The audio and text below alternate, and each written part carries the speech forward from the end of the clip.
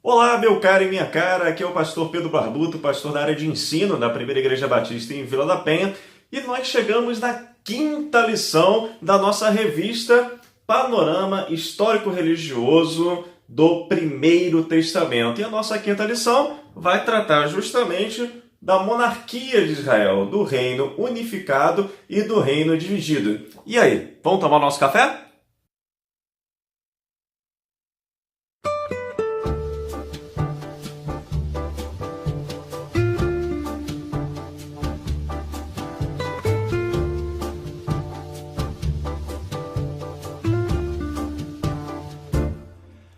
Bom, é impossível não vir na nossa cabeça a palavra obediência quando a gente pensa nesse período da monarquia em Israel. Obediência e liderança. Liderança por quê? Porque foi justamente num vácuo de uma liderança íntegra que o povo pediu para que tivesse um rei. Né? Israel não vivia sobre uma forma de governo humana. Ele vivia basicamente uma teocracia no tempo dos juízes. Né? E justamente porque você tem aquele último líder, Samuel, em que era um homem íntegro, era um exemplo, e ele já começa a ter uma idade. Observa-se os homens em volta e não se tem um que possa levantar para poder tomar o lugar dele. Os filhos dele, o texto bíblico vai dizer que eles não eram íntegros, né? Que eles não faziam aquilo que agradava o Senhor. Então o povo pede, ele diz não a essa teocracia e pede então que faça-se uma monarquia, né? Conforme os outros povos ao redor já tinham, já possuíam, né? E aí a gente até pode pensar, né? Muitas vezes quando a gente adere ao modismo, aliás, normalmente quando a igreja adere a modismos, sempre acaba se dando algum problema, né? E a monarquia não foi diferente. A gente tem aquele primeiro desastre que foi a figura de Saul, né? Saul, ele, num primeiríssimo momento, o Espírito Santo se apodera dele e ele, na verdade, ele ainda age como um dos juízes. Se a gente for observar, Saul é colocado como um rei, mas a sua ação é basicamente a ação de qualquer outro juiz que tenha acontecido. É uma ação militar e tal, ele começa a formar uma corte, uma burocracia, uma organização, mas ainda muito incipiente. Mas qual foi o problema de Saul? Ele foi desobediente ao tentar absolutizar o poder. Né? Ele tentou trazer para si um poder totalizador no momento em que ele vai usurpar de Samuel a atividade de sacerdote. Lembra que quando eles estão indo para a batalha e aí Saul está aguardando Samuel e Samuel se atrasa e ele então resolve realizar os sacrifícios que deveriam ser feitos antes da batalha? Então, nesse momento, ele está usurpando algo que não era da função dele. Aquilo era da função do sacerdote, aquilo era da função de Samuel. E ele então traz também isso que não era uma responsabilidade dele. Nesse momento, então, por essa desobediência, rompe-se ali a aliança que Deus fez com a casa de Saul. Então, Davi, ele é colocado como rei. Davi, ele não é uma pessoa que tem uma biografia assim 100%, né? Tá longe de ser 100%.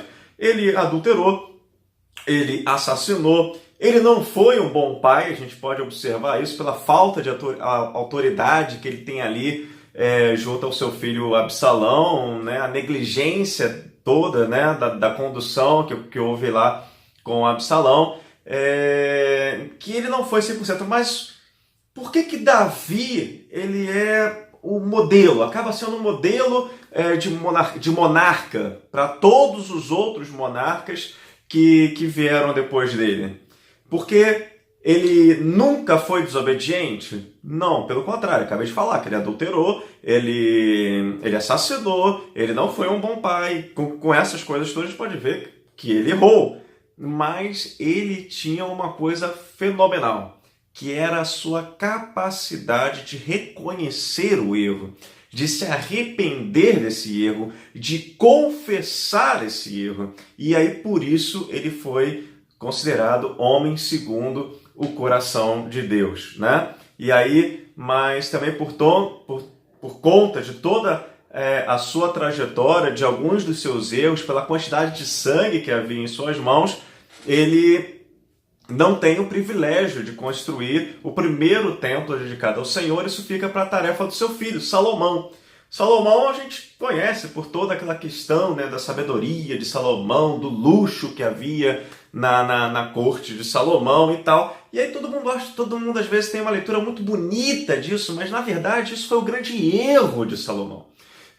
Salomão ele consegue esse luxo todo fazendo tudo aquilo que Deuteronômio, né, quando lá em Deuteronômio vai falar, quando vocês tiverem um rei, que ele não faça isso, não faça aquilo, o texto está aqui embaixo, que ele não acumule bens, que não se case com muitas mulheres, que não tenha muitos cavalos, que não se associe ao Egito, de onde vocês acabaram de sair. E Salomão faz absolutamente tudo isso. Tudo que não devia fazer, ele faz. Na verdade, eu costumo falar assim, de Salomão da sabedoria à loucura. Porque a partir do momento em que ele desobedece todo o pacto da lei mosaica do Deuteronômio, ele é um louco. Porque quem não cumpre a boa, perfeita e agradável vontade de Deus é um louco, né? E aí, com isso, ele realmente se casa com muitas mulheres, e são essas mulheres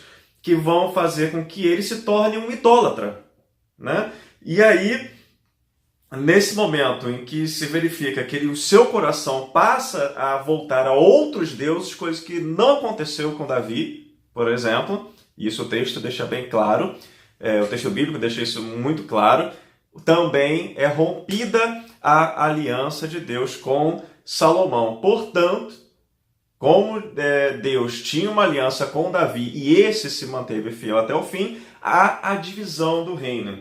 E a divisão do reino se dá também por desobediência, porque toda a riqueza de Salomão ela vem também de impostos muito altos que começam a ser cobrados na nação.